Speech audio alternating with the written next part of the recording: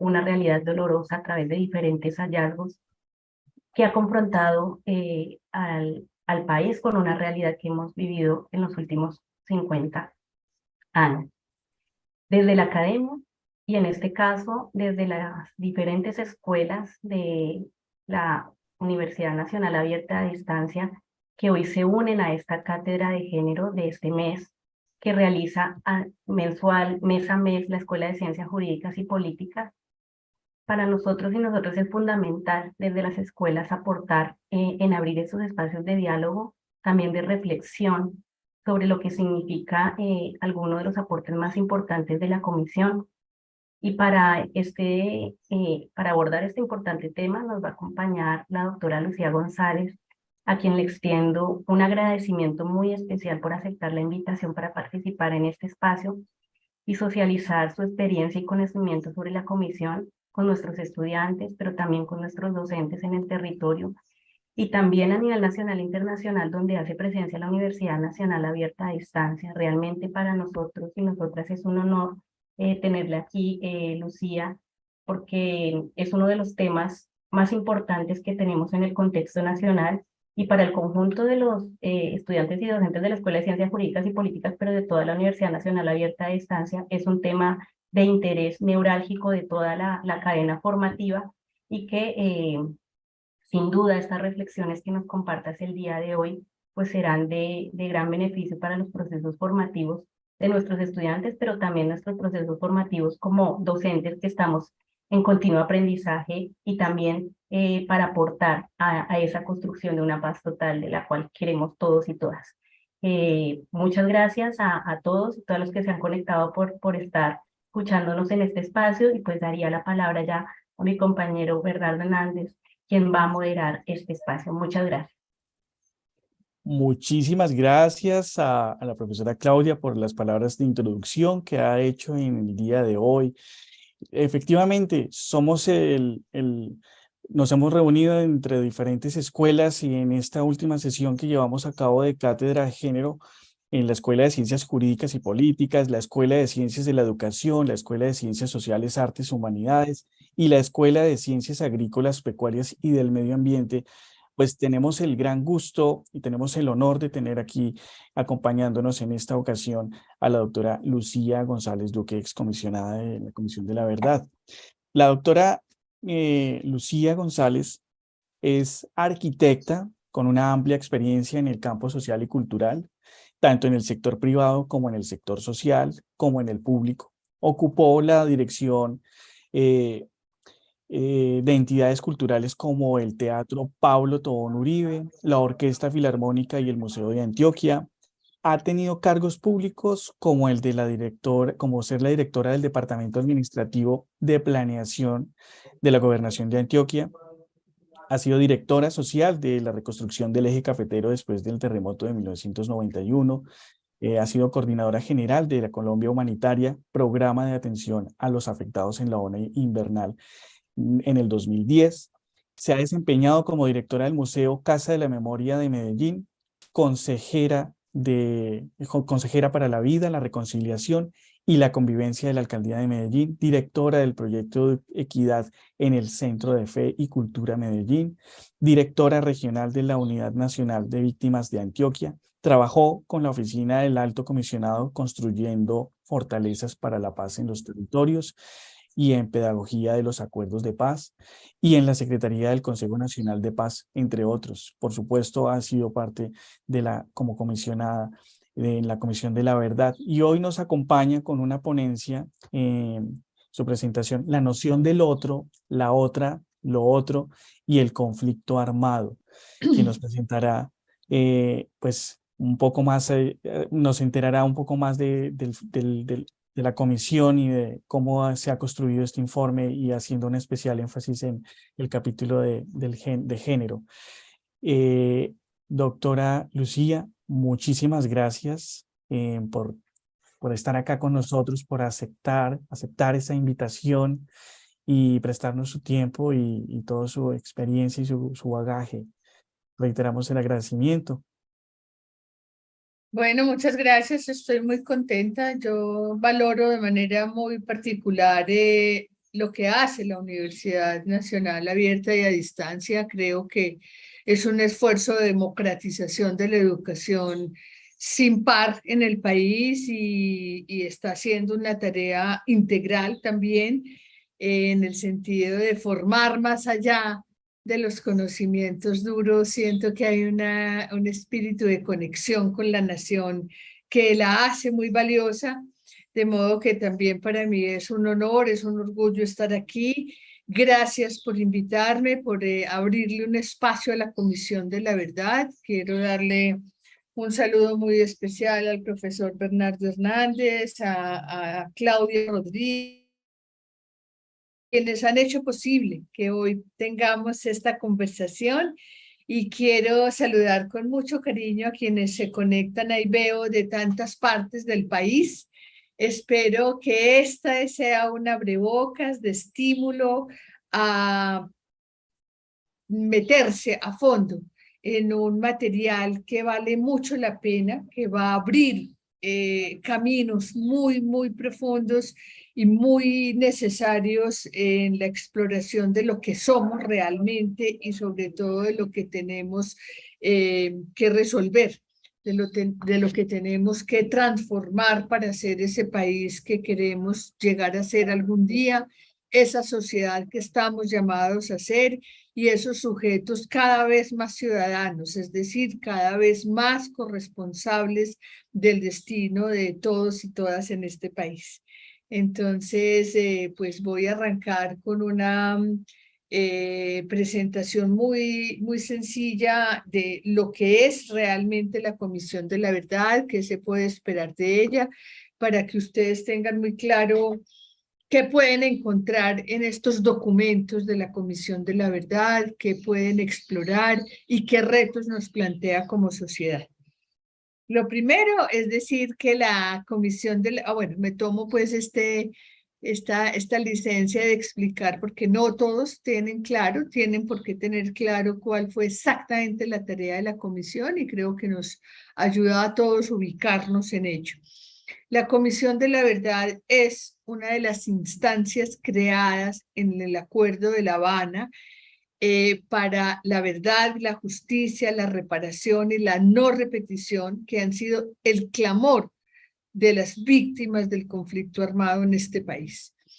Se crea entonces un sistema tripartita de justicia transicional. La justicia transicional es una justicia que el mundo se inventó hace ya más de 50 años para transitar de un estado a otro, de un estado de guerra o de un estado de dictadura, de un estado de represión a otro de democracia y de justicia. Y su característica principal ha sido que es un sistema de justicia restaurativa, es decir, que más allá de buscar un castigo, una condena, lo que busca es que la verdad, la justicia, la reparación y la no repetición realmente produzcan una reparación profundamente humana en las víctimas principalmente, pero también que abran un camino de oportunidad a aquellos que fueron responsables directos e indirectos de los hechos de violencia. Eso para el país es un cambio de mentalidad, porque estamos acostumbrados a la justicia punitiva, a aquella que conduce a los responsables al castigo más duro de privación de la libertad, y que muchas veces, en muchos casos, no produce la restauración o la reparación de las víctimas, porque muchas veces ellas ni siquiera tienen la posibilidad de resolver sus dudas con esos responsables, de encararlos, de sanarse en ese diálogo que se plantea víctima-victimario. Y por supuesto, ellos, los responsables, ellos y ellas, responsables, pues en esa justicia punitiva no han encontrado una posibilidad de reparar sus vidas. Por el contrario, es un castigo que degrada la vida de ese ser humano. Entonces, estamos frente a aprendizajes, frente a transformaciones culturales que son de la mayor importancia. También este sistema de justicia, reparación y no repetición se centra fundamentalmente en los máximos responsables, hace una especie de amnistía en los ejércitos básicos, como en el grupo de actores que no tienen decisión en esas estructuras de poder, armadas o no armadas, y busca que esas personas hagan un reconocimiento del daño que hicieron. Ese reconocimiento significa un inicio de perdón y un inicio de reconciliación con las víctimas, con el país, y también un acto de conciencia sobre esa actuación de esos actores responsables.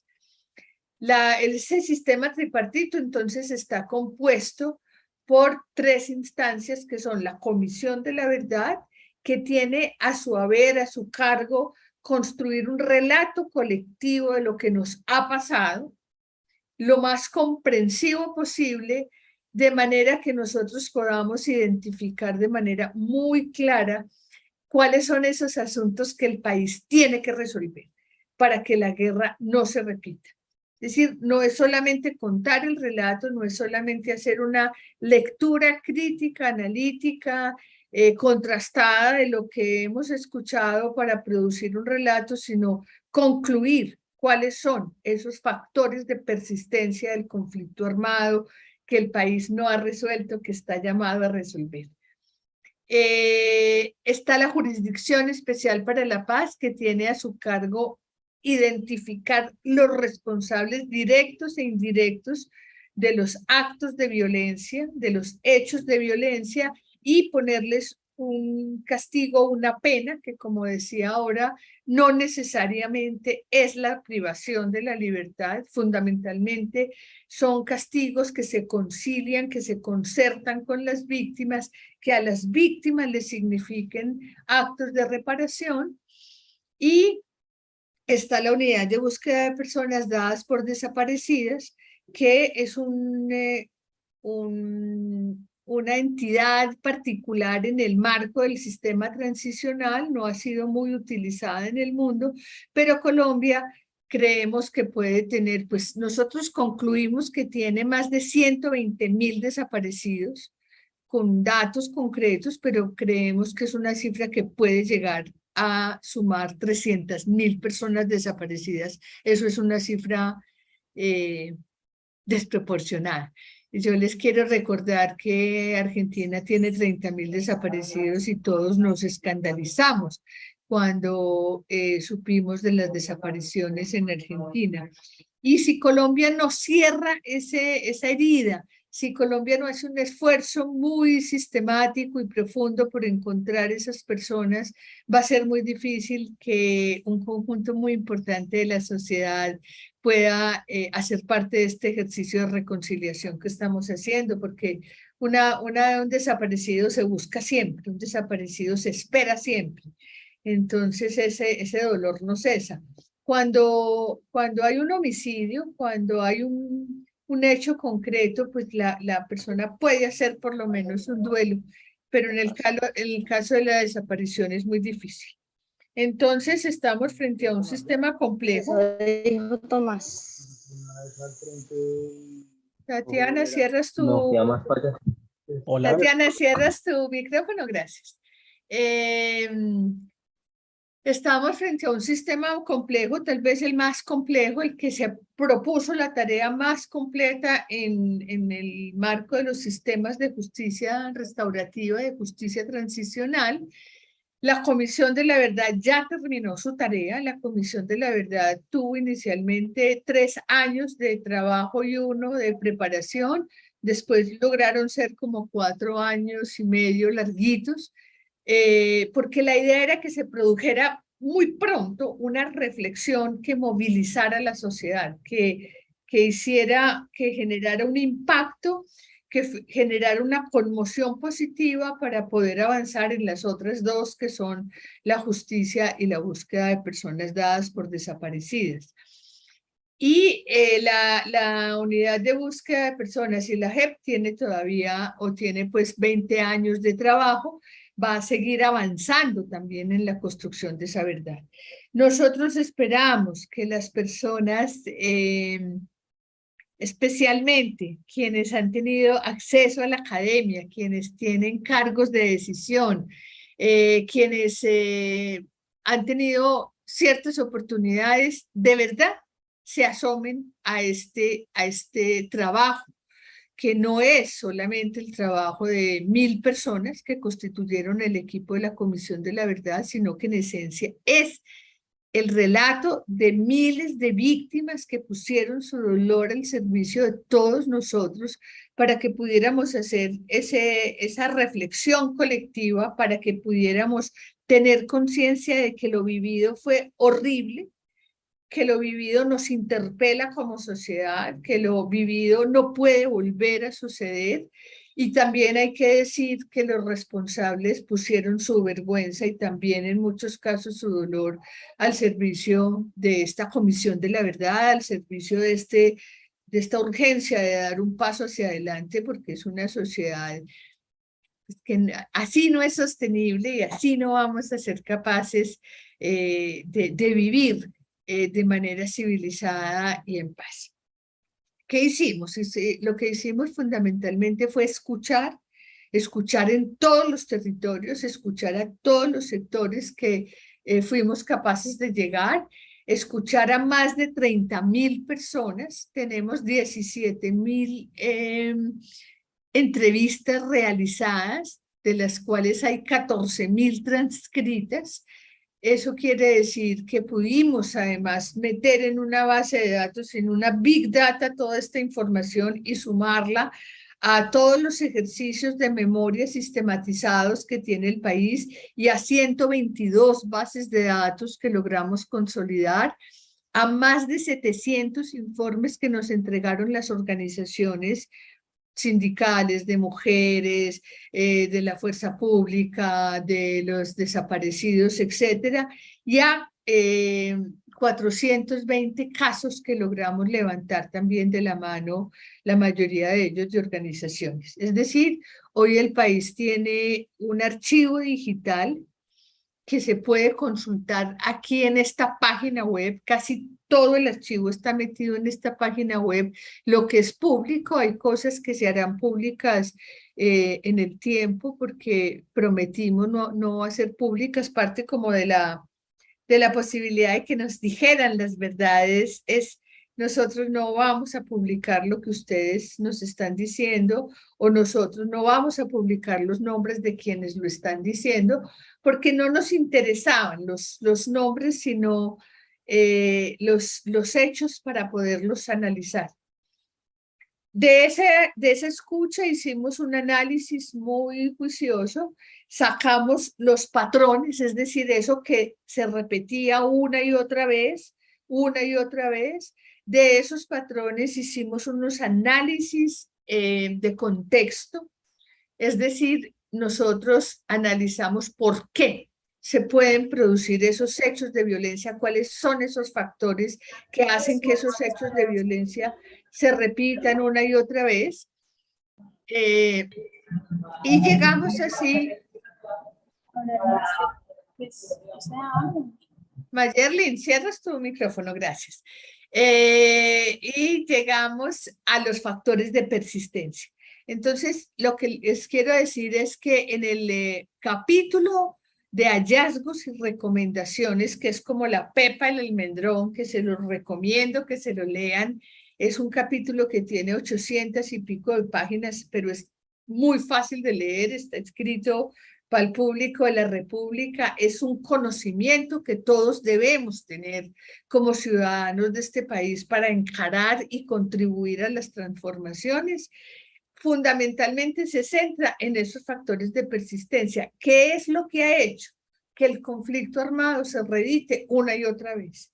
Y lo más importante es que esta vez no se centra en los actores armados, porque la conclusión también es que la guerra, el conflicto armado, no es en esencia o solamente una confrontación de actores armados, sino una disputa por el poder, una disputa por las rentas, una disputa por las tierras, que atraviesa muchos actores y muchos sectores de la sociedad y que se resume de alguna manera en los grupos armados, se expresan los grupos armados, pero realmente los grupos armados son el síntoma de una sociedad que no ha sido capaz de transformar los conflictos sociales, los conflictos políticos, que no ha sido capaz de gobernar suficientemente los factores de estabilidad social y por ello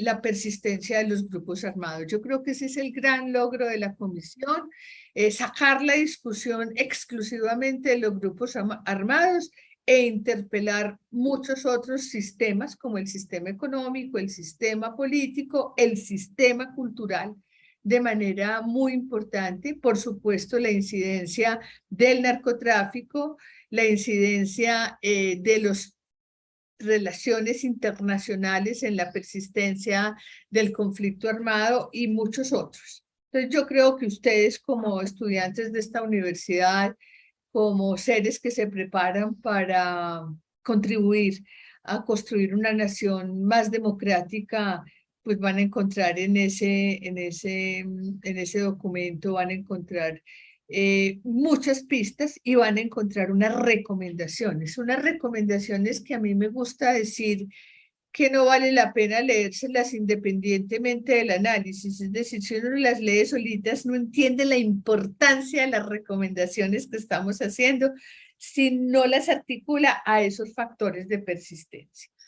En esos factores de persistencia voy a nombrar de manera muy general una democracia que ha sido construida en medio de la guerra, una democracia de muy baja intensidad, una democracia que no logra garantizar los derechos plenos al conjunto de la sociedad, un estado de privilegios y desprotecciones, un estado que ha privilegiado unas clases y unos sectores sociales y unas economías, pero ha desprotegido muchos sectores de la sociedad, especialmente los sectores más pobres, los grupos étnicos y los campesinos, que no ha sido capaz de hacer presencia o que no le ha interesado hacer presencia, y eso ha hecho que esos sectores sean altamente vulnerables a las disputas de poder y de rentas. Una política que ha mezclado las armas en la política, que ha eliminado al otro, que no constituye un contendor sino un enemigo que es posible de eliminar. Una economía que ha producido una brecha de inequidad impresionante. En medio de esa inequidad, para muchos y muchas, ir a la guerra, pasar por la ilegalidad, sumarse a un grupo armado ha sido una opción o la única opción que han tenido. Un narcotráfico que ha penetrado y ha cooptado casi todos los sectores de la sociedad, la justicia, la fuerza pública, los notarios, las alcaldías, las gobernaciones, el Congreso de la República, etcétera. Y ha transformado entonces un montón de dinámicas. Un paramilitarismo que nosotros decimos no es, no son unos grupos armados, sino un modo de actuar que está inscrito en la cultura de la sociedad, que es esa manera de actuar por mano propia y en defensa de los recursos particulares. Una lucha contra las drogas, una guerra contra las drogas que no ha producido sino más guerra. Nosotros abogamos porque se pare la guerra contra las drogas, que se resuelva de otra manera, no con guerra, porque a esa guerra se le suman las otras guerras y se retroalimentan. Bueno, en general. Y me voy a concentrar en los factores de persistencia culturales que tienen que ver con todo lo que nos convoca el día de hoy, y es cómo este conflicto armado, que es un conflicto armado que quiero decir, tiene más de 400.000 víctimas asesinadas, que tiene más de 8 millones de desplazados, que tiene más de 8 millones de hectáreas despojadas, que tiene más de 17.000 niños vinculados a la guerra, se ha expresado fundamentalmente contra la sociedad civil.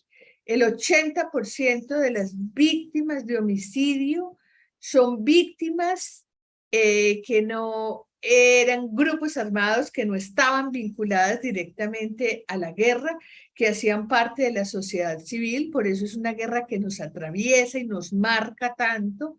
Y si uno le suma los desaparecidos, las personas dadas por desaparecidas, podemos decir que el 90% de las personas que han perdido la vida en este país en el marco del conflicto armado han sido víctimas civiles. Yo le decía, ahí está, les mandé un documento que les va a servir de apoyo, que es un documento síntesis, aunque les pido que después de leerse la síntesis se enamoren y se lean el capítulo completo, porque vale mucho la pena. Realmente es un esfuerzo muy grande, como les digo, no solamente nuestro, sino de un montón de gente en el país, para que podamos mirarnos en ese espejo roto de esta sociedad fragmentada y herida que somos. Entonces,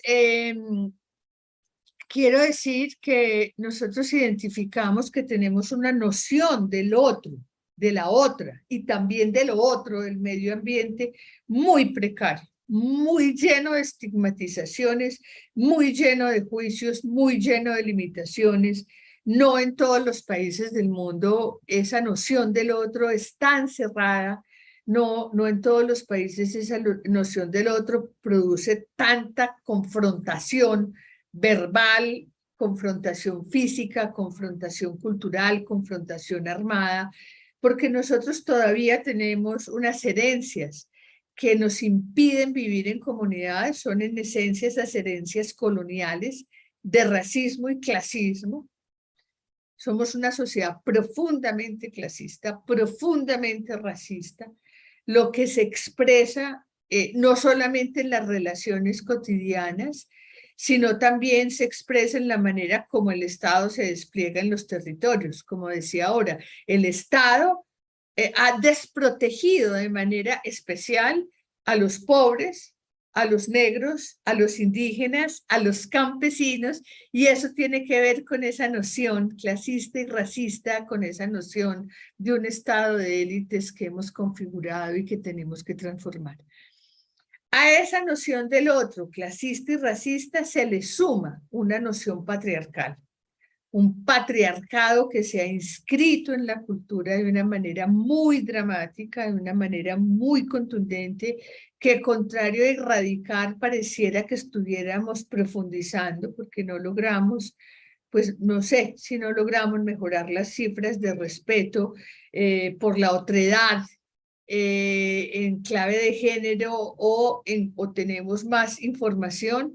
Pero el caso es que sigue siendo un asunto dramático. En estos días María José Pizarro estaba pidiendo que se declarara un estado inconstitucional de cosas con respecto a las relaciones de género, unas relaciones de género que se radicalizan, que se profundizan, que se potencian de manera negativa en el marco del conflicto armado, por supuesto. Me devuelvo ahora sobre eso que es nuestro asunto. También quiero decir que hay una noción adultocéntrica, una noción de invisibilización y desprotección a los niños y a las niñas, que ha hecho que el conflicto armado también de alguna manera se ensañe contra esa población, así como se ensañó contra las mujeres y contra la población LGTBIQ+. Es un país que ha protegido muy poco a los niños. Hay estudios muy serios que dicen que la gran mayoría de los niños que han ido a la guerra viven en territorios que no tienen ningún tipo de protección a la infancia y a la juventud, que no tienen instituciones de protección y que no tienen condiciones de vida dignas, razón por la cual la mayoría de ellos muchas veces optan por ir a los grupos armados. Nosotros en ese sentido no nombramos, no generalizamos la expresión de reclutamiento forzado, porque los niños y niñas muchas veces fueron a los grupos armados de manera voluntaria, expulsados por las condiciones tan precarias de vida, expulsados por las violencias intrafamiliares, por la pobreza, por la imposibilidad de tener un lugar en sus propios círculos sociales. Y un grupo armado pues les proveía alimento, lugar, de alguna manera protección, y esas son las condiciones que nosotros tenemos que transformar para que nunca más niños y niñas vayan a la guerra. Me devuelvo sobre el enfoque de género. Para nosotros el enfoque que trabajamos fue un enfoque fundamentalmente feminista, es decir, en el reconocimiento de los derechos plenos de las mujeres y con un enfoque de inclusión muy especial en la población LGTBIQ.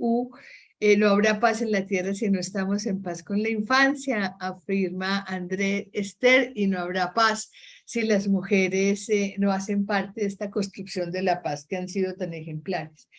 ¿A qué conclusión llegamos? Que la guerra, primero que la guerra es un proyecto patriarcal.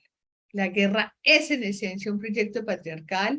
La guerra la configuran fundamentalmente hombres armados que se imponen por la fuerza, que imponen su noción de poder físico, de poder armado sobre poblaciones, que la guerra potencia y exacerba lo que ya está inscrito en la sociedad como patriarcado, como desprecio a la alteridad, como desprecio al otro, la otra o el otro, que se le plantea de frente, que la guerra permitió que los grupos armados se aprovecharan de las desprotecciones de estas poblaciones. Las mujeres en el campo, por ejemplo, no han sido fundamentalmente las propietarias. El Estado patriarcal le ha titularizado las tierras a los hombres y no a las mujeres. No hay redes de protección institucional. Las redes de protección de mujeres son las que ellas mismas han configurado, que son muy valiosas, pero los hombres en la guerra hicieron la guerra contra los otros hombres, abusando de su poder y ensañándose con el cuerpo y la vida de las mujeres y la población LGTBIQ+. Nosotros escuchamos como responsables directos del conflicto armado nos decían: nosotros pudimos abusar de la población LGTBIQ+, porque la población ejercía sobre ellos un desprecio, porque la población no nos interpeló sobre ese tipo de abusos, porque muchas veces nos estimuló a sacar o a humillar esos sectores de la población que consideraban indeseables. Entonces, esto nos devuelve sobre la pregunta: ¿qué tipo de sociedad somos? ¿Qué es lo que hay que tenemos que resolver? Que no basta con sacar a los actores armados de la guerra, porque esos actores salen y llegan otros y se montan sobre esa misma inscripción cultural, sobre esa misma desprecio por la otredad que nos determina y configura. Nosotros escuchamos unos testimonios impresionantes que están en el capítulo de cómo para humillar a otro hombre se violaba a una mujer, de cómo para despojar de la tierra a un campesino se violaban a sus mujeres y a sus hijas, de cómo lograron que, por ejemplo, en Montes de María se hicieran fiestas y rines de boxeo donde vestían de niñas a la chicos de la población LGTBIQ+, y hacían humillaciones públicas, pero tampoco la sociedad fue capaz de levantar la voz, en parte por temor, pero en parte también porque es un sector de la población que ha estado vetada y que ha tenido ese desprecio. Y ni qué decir del abuso laboral, del abuso del trabajo forzado a niños y niñas, especialmente a las niñas que se sometieron a trabajos forzados.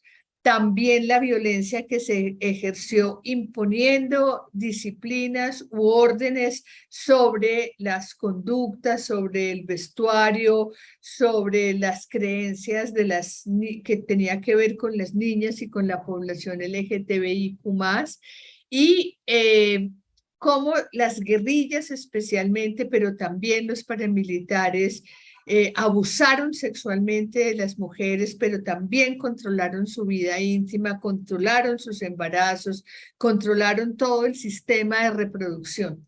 Eso no sucede si no está inscrito previamente en la sociedad. Entonces ahí hay un trabajo inmenso que hacer.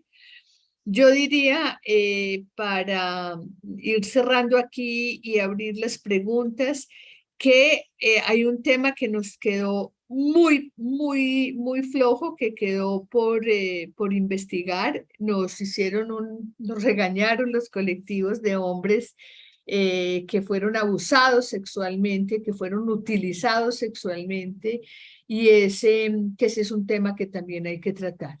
Si bien podemos decir que en el marco del conflicto armado el 52%, el 92% de la violencia sexual, de las violencias sexuales se cometieron contra niñas y mujeres, ese 8% no es despreciable ni puede invisibilizarse, porque esa fue una violencia intencionada, brutal, contra la hombría, contra el macho, como un castigo, como una cosa absolutamente degradada para destruir al otro también. Ese es un tema que no podemos seguir invisibilizando.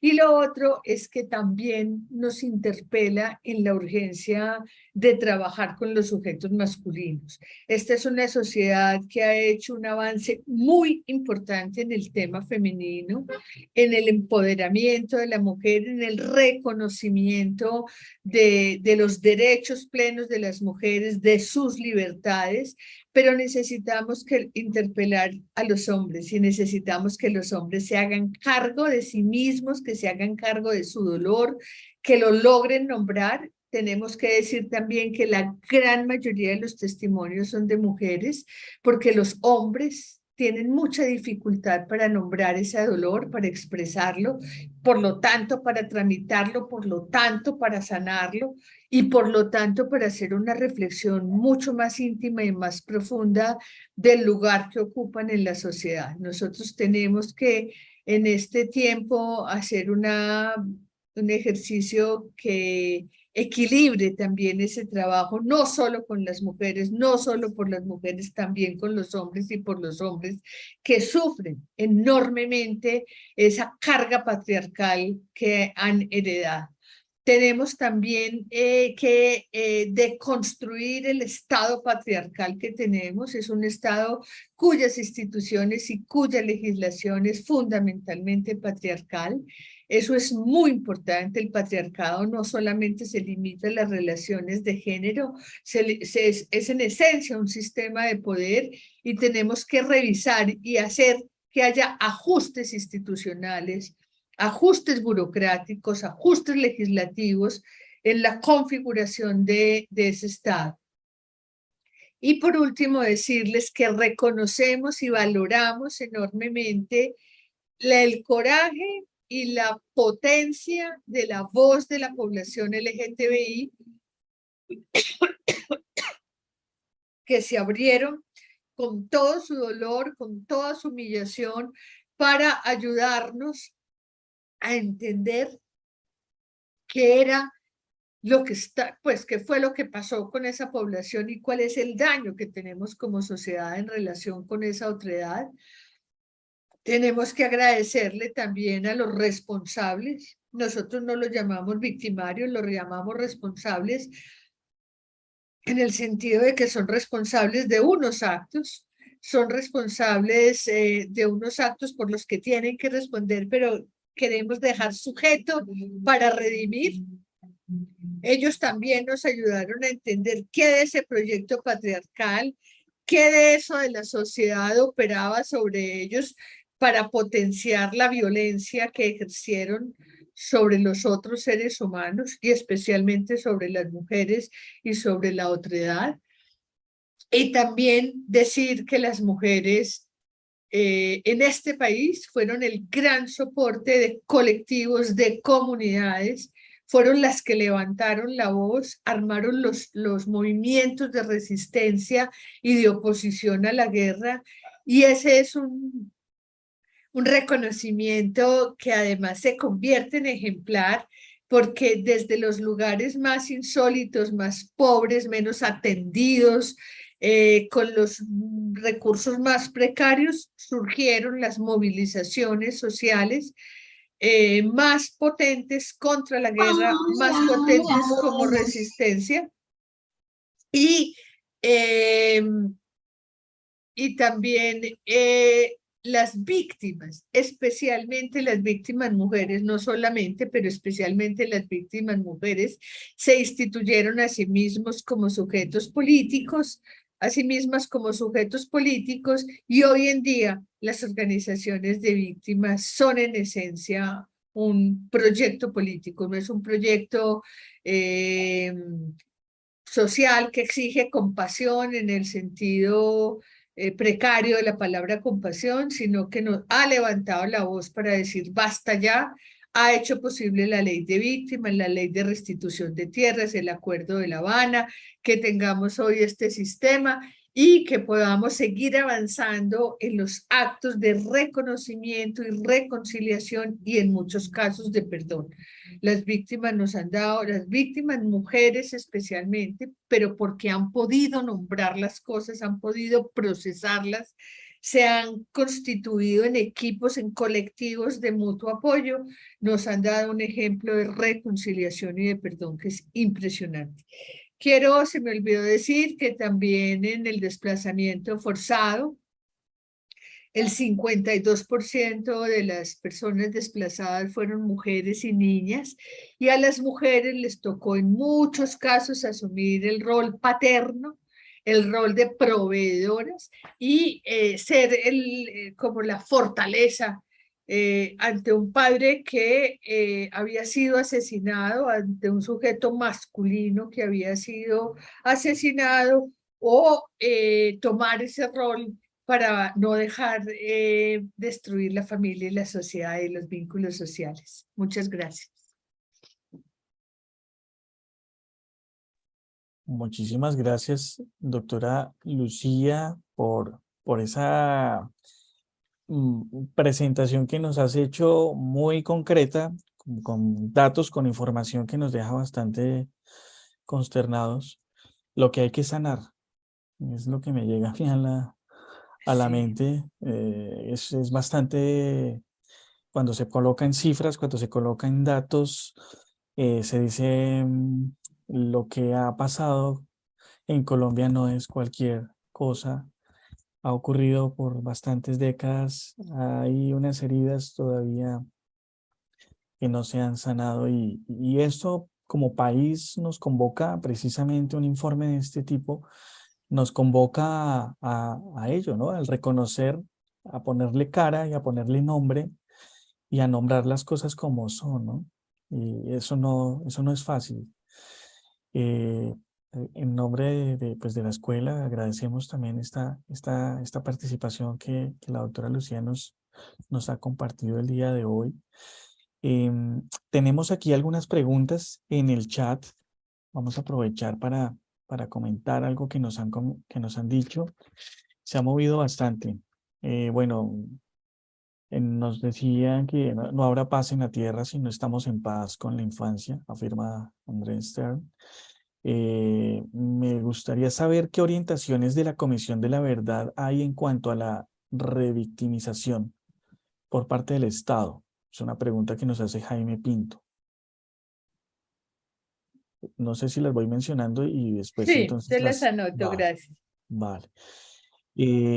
También hay, bueno, Mari Zamora pues hace un comentario, qué barbaridad, parece imposible que como sociedad dejáramos que ocurrieran todas estas violaciones y parece más imposible aún el negacionismo de algunos. Julie Perdomo pregunta, ¿cuál es el trabajo que ha hecho en atención a los victimarios? Bueno, hace un momento nos decías que no eran victimarios, sino como responsables. El perdón, opino, que debería comenzar por el perdón propio. Es una reflexión que hace y dice, Dios mío, qué barbaridad en estas personas. Debe haber mucha angustia y dolor. Ana Carolina Torres nos dice, en la Comisión de la Verdad, ¿hubo acompañamiento psicosocial a las víctimas? Nos comentan también, bueno, en cordiales saludos, desde diferentes lugares del país nos están escribiendo y nos saludan, donde tenemos presencia comunal. Esa es la ventaja que tenemos, que somos la universidad que hace presencia en todos los rincones del país. ¿Qué otras preguntas? Bueno, no sé si de pronto por ahí vamos retomando en otra Sí, rondita.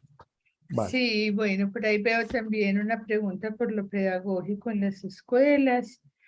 Bueno, mira, sobre la revictimización por parte del Estado, no creo que haya quedado nada. Yo no creo que haya quedado nada. Yo creo que en general lo que queda es una institución que fue capaz de ponerse del lado de las víctimas, del lado del dolor, con toda la generosidad, con toda la humildad. Eh, yo creo que queda una metodología de trabajo que está fundada en el respeto y el reconocimiento de esos otros.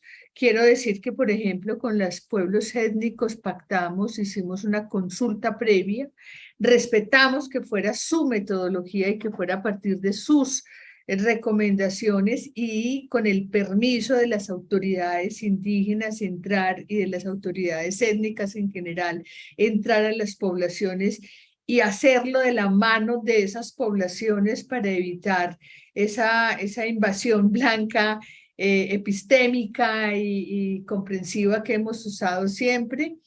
Yo quiero decir que logramos construir un espíritu de mucho respeto que tratamos también de compartir mucho con otras instituciones del Estado, donde la atención a las víctimas no ha estado atravesada fundamentalmente por el respeto de esa otredad.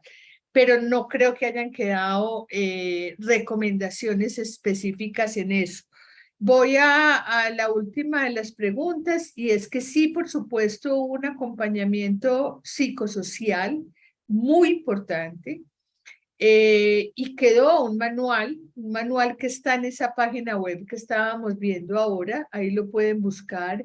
Ahí hay una ventanita, una lupita que pueden poner manual de atención psicosocial que se construyó, se fue construyendo en el tiempo y se fue perfeccionando porque estábamos frente a unos dolores impresionantes, frente a gente que volvió a vivir su tragedia plenamente, porque cada que narran una tragedia y más cuando se logra un ambiente de confianza y no había una verdad transaccional, es decir, la gente no nos estaba contando la verdad para tener un subsidio, no nos estaba contando la verdad para tener un perdón, sino que nos estaba de verdad entregándose de sí mismo todo para ayudar a esta comprensión que necesitamos como país, a ese negacionismo del que se hablaba ahora.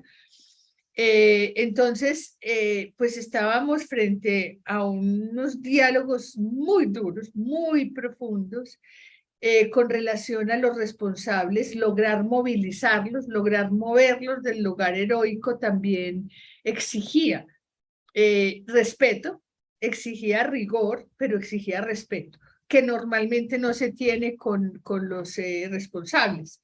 Los responsables han estado sometidos al discurso jurídico, al discurso judicial de confrontación, pero no hay una pregunta por la comprensión de lo que le pasó al sujeto. Entonces yo creo que el gran aprendizaje aquí es que era una escucha para comprender. Primero, escuchar es una tarea histórica, es una tarea que nos exige muchísimo porque casi todos estamos acostumbrados a escuchar lo que queremos. Entonces, hacer el esfuerzo de escuchar de verdad es una tarea ya muy grande. Escuchar para comprender y no para juzgar es otra tarea humana enorme en la que tenemos que avanzar más todos como país, porque normalmente, sobre todo frente a los responsables, estamos parados a ver cómo los atacamos y cómo nos hacemos sentir más culpables. Y cuando uno se enfrenta a ese otro que tiene a su haber homicidios horribles, que tiene a su haber tomas de poblaciones, que tiene a su haber desapariciones, no es fácil. No, pues por supuesto no es fácil. Pero cuando uno logra ponerse en el lugar de comprender, lo que está haciendo es un aprendizaje impresionante porque esos sujetos son el síntoma de una sociedad. Marta Cecilia Vélez Aldarriaga, que es una socióloga de la Universidad de Antioquia, era una socióloga, escribió un libro muy bello que se llama Los hijos de la gran diosa, que es sobre el sicariato antioqueño, y desde Jung, y dice, los sicarios nos salvan porque ellos advierten lo que hay en la sociedad. Y si uno ve realmente a Otoniel, al alemán, al Iguano, a Timochenko, uno lo que puede es llegar a la conclusión en una conversación profunda de qué es lo que hay que resolver en la sociedad. Pero tiene que ser una conversación honesta y una conversación profunda, no puede ser una conversación contenciosa. Uno se llega a sorprender enormemente de lo que podría haber llegado a ser ese sujeto en otras circunstancias. Un sujeto como el Iguano, por ejemplo, que hubiera querido ser cantante, o como el alemán que tiene unas capacidades impresionantes, pues llegó a ser lo que fue, hubieran sido, en otras circunstancias, hubieran sido unos grandes líderes. O Toniel, que cada 3 frases dice, abandono del Estado, no conocí al Estado, no conocí sino los grupos armados, no pude desmovilizarme las veces que lo intenté, me devolvieron para la guerra, incluso el ejército lo devolvió a la guerra. El ejército, después de la desmovilización de las autodefensas, que fue como su tercer o cuarto grupo, el que perteneció porque pasó por todos, lo reclutó como informante, entonces lo devolvió a la guerra cuando estaba soñando ser otra vez un campesino. Esto no lo disculpa, pero explica muchas cosas. Entonces, yo sí creo que el Estado, las instituciones del Estado tienen que aprender a escuchar para comprender. Yo creo que ese es el gran aprendizaje de la Comisión de la Verdad, y yo espero que en la metodología que dejamos escrita también en cómo lo hicimos, en esa página está, en la metodología de la atención psicosocial, por ejemplo, los actos de reconocimiento, que aquí preguntan por el perdón, los actos de reconocimiento fueron el fin, lo que se vio públicamente fue el fin de un proceso muy duro, muy largo. No hicimos pues sino un puñado de reconocimientos públicos, hicimos muchos más privados porque no todo el mundo puede exponerse, no todo el mundo está en la disposición de exponerse públicamente. Los que lo hicieron se lo agradecemos enormemente porque se constituyeron en un ejemplo de que sí es posible restituir, repararse, si es posible pedir perdón. Y fueron procesos muy dolorosos donde hay que garantizar que las víctimas hagan todas las preguntas, que los responsables encuentren un ambiente donde saben que van a ser juzgados, que van a ser confrontados, pero que de parte de la Comisión de la Verdad había también cuidado por ellos, cuidado y pues respeto por ese coraje y esa disposición de ponerse ahí al frente de las víctimas. Y por ejemplo lo digo con respecto a los hombres del ejército que hicieron los falsos positivos. Eso fue súper impresionante porque son hombres que están formados en una doctrina lejos del perdón, lejos de reconocer, una doctrina que les impide hacer análisis crítico. Los ejércitos no son deliberantes, entonces no construyen análisis crítico, y verlos exponerse frente a las víctimas a decirles: yo sabía que su hijo era un ser inocente, y hacerlo públicamente y encarar a la sociedad, a su familia, y decirlo, también amerita que nosotros reconozcamos esos esfuerzos. Entonces, el perdón, nosotros decimos, no puede obligarse, el perdón es un asunto que nace del alma. Muchas veces es un acto de egoísmo en el sentido de que no es altruista, porque no está buscando perdonar al otro, sino dejar de odiar, porque el odio destruye el ser humano. Es una comprensión que hacen las víctimas. Una de ellas nos decía: el odio es un veneno que uno se toma para que el otro se muera. Entonces, a veces yo perdono porque yo no puedo seguir odiando, porque si sigo odiando voy a acabar con mi vida y con la vida de mi familia.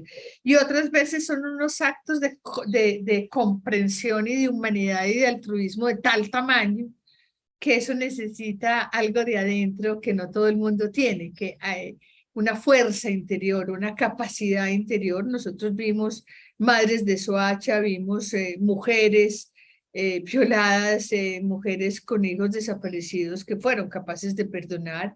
Conocimos una mujer que le asesinaron 3 hijos y adoptó 3 paramilitares. Es decir, estábamos frente a lo que dice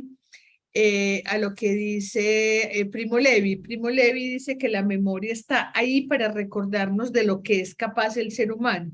Y él se refería a los horrores de lo que es capaz el ser humano, que es muy importante tenerlos presentes. Somos capaces de lo peor, pero también somos capaces de lo mejor, de lo más altruista.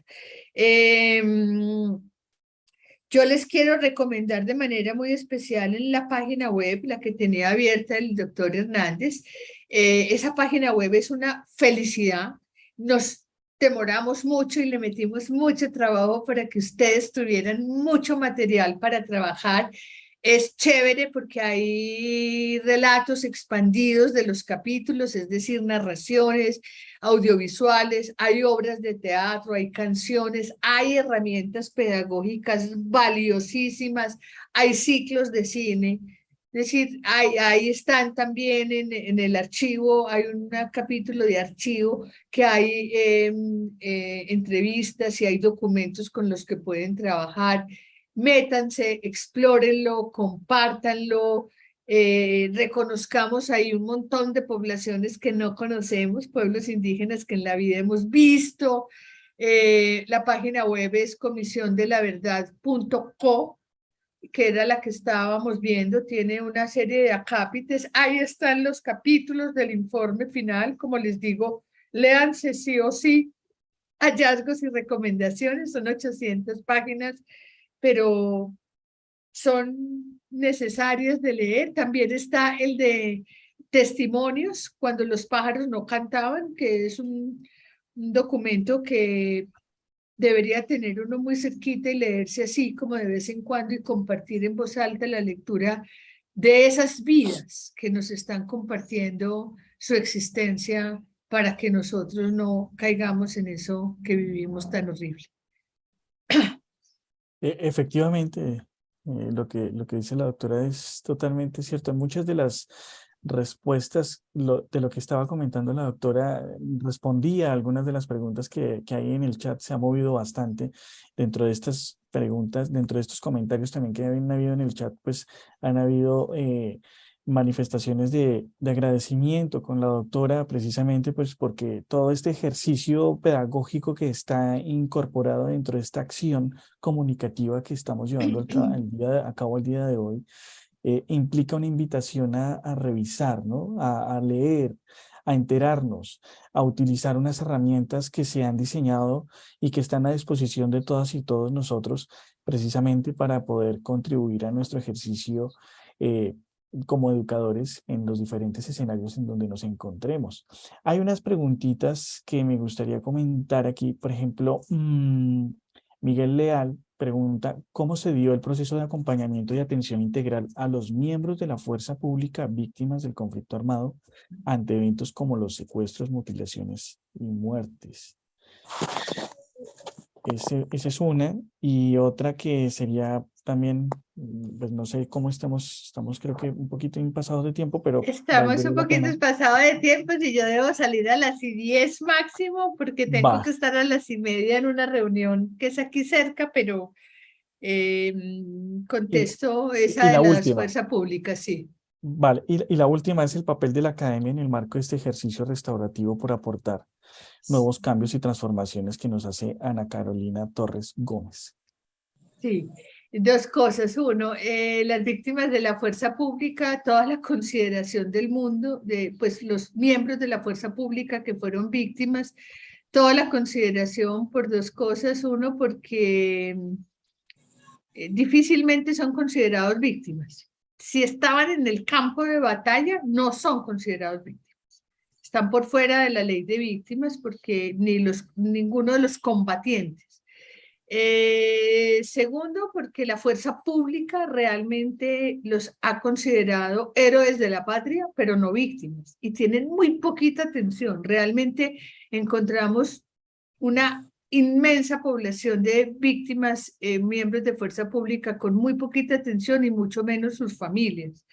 Y hay mucho daño mental que requeriría de una atención muy, muy especial, porque pues fueron hombres, la mayoría de ellos hombres y mujeres algunas, sometidos a unas experiencias de violencia brutales. Lo tercero, aquellos que participaron con su verdad en la Comisión de la Verdad, la mayoría de ellos han sido estigmatizados por la fuerza pública y perseguidos por la fuerza pública, porque la fuerza pública como cuerpo le da mucho trabajo que se reconozca el daño interno que hay en esa institución, reconocimiento sin el cual no vamos a poder transitar hacia la paz. Es decir, es muy importante que la fuerza pública reconozca el daño que se ha vivido al interior de la fuerza pública, que es, por supuesto, consecuencia también de la pervivencia del conflicto armado. Es decir, ahí también hay que comprender que tanta vida dentro de la guerra, tanta doctrina contra el enemigo interno, tanta presión y la vinculación al narcotráfico y al paramilitarismo hizo un daño inmenso en la fuerza pública, y valdría mucho la pena que la fuerza pública hiciera como ese acto de contrición, y para poderse sanar hacia adentro y que nosotros pudiéramos tener una fuerza pública más legítima y más reconocida. Pero quiero decirte que sufren mucho, sufren particularmente, especialmente, porque también hay una compasión menor frente a las víctimas, miembros de la fuerza pública. Nosotros los atendimos con toda la atención psicosocial que fue necesaria. Como te digo, pues no fueron muchos los que participaron como testimoniantes, pero los testimonios fueron valiosísimos. Y la otra pregunta que se me olvidó, no, otra cosa que quería decir, que la vi por ahí en el chat, es el tema de los odios, el tema de la polarización. Nosotros, es cierto que el gran odio, la incapacidad de perdón, está en aquellos que no han vivido de manera directa el conflicto armado. Tal vez por eso, porque los que han vivido de manera directa el conflicto armado han comprendido que tienen que ayudar a transformar para que esto no vuelva a suceder y han asumido una tarea heroica en ese sentido, una tarea altruista, una tarea absolutamente generosa. En cambio, los que no la han vivido están llenos de miedo de que les pase a ellos, de que les quiten los privilegios, y yo creo que en ese sentido lo que tendríamos que hacer es, más que estigmatizarlos, buscar los canales de comunicación a través de los cuales logremos sensibilizarlos. Y yo diría que dos de ellos son, uno, el arte. El arte nos ha permitido como establecer un relato, un diálogo, una interpelación, un relato que no les llega tan duro, que no se rebota tan duro, que no es un discurso político, ni siquiera es un discurso académico. Logra sensibilizar, y nosotros usamos muchas de esas piezas artísticas para llegarle a sectores que han tenido mucha dificultad para vincularse a este asunto. Entonces yo creo que el arte es un medio muy potente, y el otro es el de los testimonios. El de los testimonios, leer testimonios con esos sectores puede ayudar a generar una empatía, una comunión con el otro que esté por fuera de las doctrinas políticas. Y el papel de la academia es todo. Es decir, nosotros esperamos que uno nunca vuelva a pasar, que pase por la universidad sin haber estudiado y haberse hecho cargo del conflicto armado interno que nos determina, que nos marca. Y este es un mensaje para la Universidad Nacional Abierta y a Distancia. No es una cátedra, no es solamente una cosa que importe a las facultades de Ciencias Sociales y Políticas, es un asunto que todos en este país deberían de ver y reflexionar como lo hizo Alemania. Es decir, saber que es parte de nuestra herencia, que nos determina, y que tenemos que ser capaces de tener una mirada sobre ese conflicto, una mirada crítica, y ubicarnos políticamente para poder actuar como ciudadanos corresponsables en la construcción de la paz. Muchas gracias, me tengo que ir corriendo. Doctora Lucía, muchísimas gracias, de Gracias verdad. a todos, gracias y a la Muchas orden. gracias. Sí, Claro que sí, este seguiremos en trabajo es contacto. vitalicio. Nadie me había dicho, pero a la orden y con todo cariño, y ahí les dejo la página web. Agradecidos por Muchas siempre, doctora. gracias. Muchísimas Bueno, gracias. Y a bueno. nuestro público también les invitamos a que puedan diligenciar ese formulario de asistencia para que les pueda llegar a su correo electrónico pues esa guía para la pedagogía del volumen Mi Cuerpo es la Verdad, experiencias de las mujeres y personas LGTBIQ+, en el marco del conflicto armado, sección Suerte. Mujeres. Gracias. Muchas Chao. gracias y Gracias a hasta una todos por nueva las oportunidad. palabras. Gracias. Gracias. Chao. Felicidades. Muchísimas gracias.